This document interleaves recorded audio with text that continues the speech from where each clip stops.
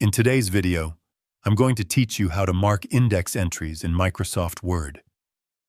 Creating an index is an essential part of professional documents, such as reports, books, or research papers, and marking entries correctly ensures that your readers can easily locate key topics.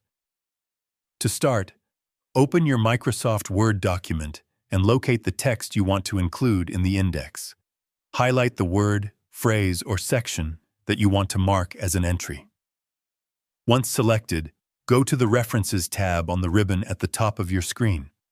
The References tab contains all the tools needed for citations, tables of contents, and indexing. In the References tab, click on Mark Entry, which opens the Mark Index Entry dialog box. Here you can see the text you highlighted already displayed in the main entry field. If you want, you can add a sub-entry to create a hierarchical structure in your index. For example, if your main entry is Fruits, a sub-entry could be Apples, allowing readers to find more specific topics easily. You can also add a cross-reference by typing the entry you want to reference in the cross-reference field. This is useful if a topic appears in multiple places or under different headings. Additionally, you can choose to mark the entry for a single occurrence or mark all occurrences of that text throughout the document by clicking Mark All. Once you've configured your options, click Mark to mark the selected entry. Word will insert an XE field code in your document, which is hidden in the regular view but will be used when generating the index. You can continue highlighting and marking other entries as needed until all key topics are included. After marking all entries, you can insert the actual index.